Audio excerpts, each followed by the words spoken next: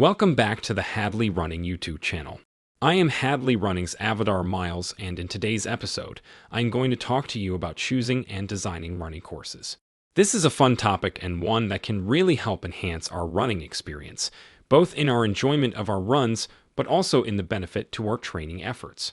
Whether you are a new runner designing your first running loops or a veteran runner looking for new options, designing and choosing your running course can be a fun and refreshing experience. So let's dive into and explore the topic.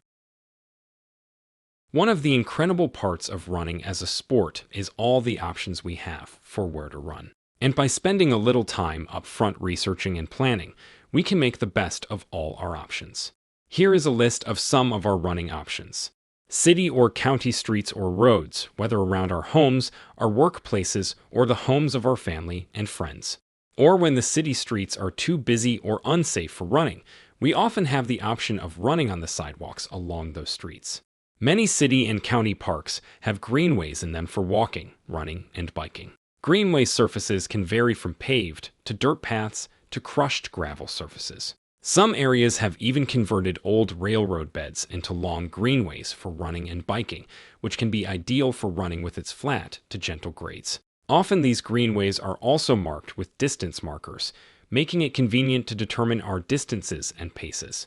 Trails can also be awesome places to run, surrounded by fresh air and nature. Often hiking and running trails are available in state and national parks, and can vary from technical single-track trails to wide-fire roads and everything in between. The length of the trails and directions are often already mapped out for us on site and on the park's website.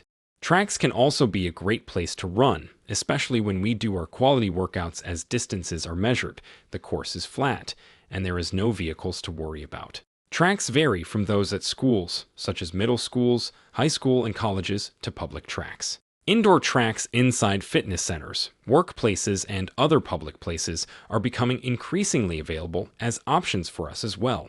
Access and times for each can vary, so always best to check on those in advance.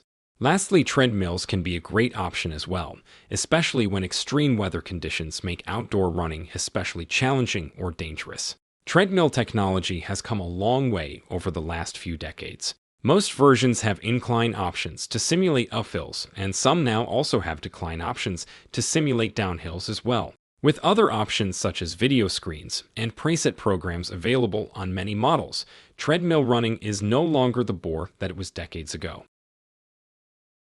Now that we know of all the type of options we can look for, our next step is to determine which of those options we may have at various locations. First, we want to explore the area close to our homes. What of the aforementioned options do we have available to us at, or close to, where we live? Do we have city streets suitable for running? Do we have trails or greenways nearby? Are any tracks available? How about trails or parks? Or do we have a treadmill or access to a treadmill from at or near to our homes? The next logical option for us to explore is what of these options do we have available to us at or near our work site? Some larger companies often have workout centers with treadmills in their facilities, and sometimes outdoor walking or running loops. If your work location happens to be a business park, often they are great places to design a running loop on streets in the park. Another option that we may not always think of at first is what running options may we have close to family or friends that we may want to visit. Sometimes we have great options close to family or friends that we do not have at home or work. Often we can combine trips to visit family or friends with runs on desired courses. For example, let's say we are preparing for the Boston Marathon and trying to get ready for those early downhill miles, and there is a nice downhill course close to a good friend. We may want to schedule a trip to visit our friend and get in a run on that downhill course while we are there. Additionally, we want to take a broader look at what courses may be available to us a little further from home, but still close enough to home that we can make the drive to run on it on occasion. It may not be something we want or are willing to do on a daily basis, but may be an option for a weekend run if desired or needed. As we look for and design our running courses, there are many tools we can use to help us. There are many websites and apps available to help us see all the streets and paths available at different locations, and that will use GPS to measure the distance of those routes and even show you the elevation changes on the course so you know how hilly or flat it is. There are even websites available now which will recommend courses to you for when you have to travel to a city or area you are not familiar with. Additionally, many running watches now do the same thing, recording the routes we run and showing you the distance covered, elevation changes made, and splits along the way, and that are downloadable to your computer, phone, or tablet when you finish. So once you have tried a course, you will have lots of detailed data available to you about it for future use. Lastly, we can use some good old-fashioned formulas to find exactly what we are looking for. For example, if we want to find a hill suitable for a hill repeats workout we have planned, we can use the distance and elevations on the websites or apps to check and see what our options are. If the desired hill for a workout is a 5% incline and at least 400 meters long, we can score our data for a 400-meter stretch with an elevation incline of 20 meters. Using our incline formula of rise or elevation gain divided by run or distance covered, in this instance 20 meters divided by 400 meters, we get you a 5% incline. And if math isn't your strong point, I am sure there are even websites and apps available that will do that calculation for you. Finally, with all the data and options available to us, there are few other things to take into consideration. We want to design courses that work well for our different types of runs, for long runs, or for short, easy recovery runs. We can do courses that are loops or out and back options. It is always good to have both options in your toolbox. For long runs, we may want to consider if the course has any hydration options along the way, or will we need to carry our desired fluids. In the summer, often I would to do my long runs a 4-mile loop course with my car parked at the start, so I knew at the end of each loop I'd have the option to grab some fluids from the trunk of my car, so I wouldn't have to carry them along the way.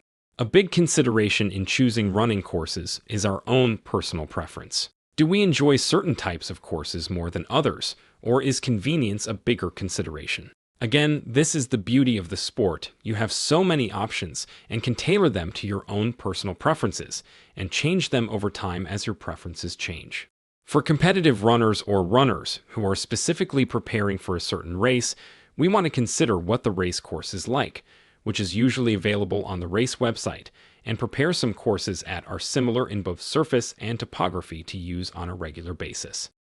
I often recommend runners training for a marathon to do many of their long runs on courses as similar to their goal marathon course as possible. This way, the body can better adapt to the demands of those types of courses.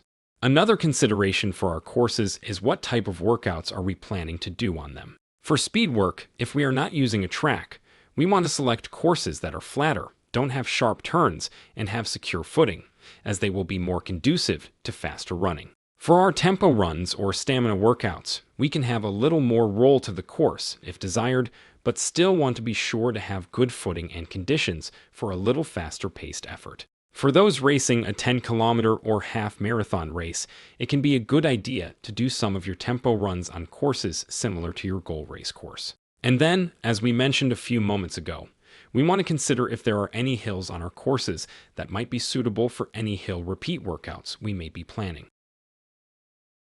As you can see from this discussion, we have lots of options for where to run, and we can search out and find what works best for us. I know runners who happily run the same course every day and ones who rarely repeat the same course during a week, to each their own, and is a perfect example of why this sport is so awesome. It is ours, and we can do it and plan it as we see fit to meet our needs.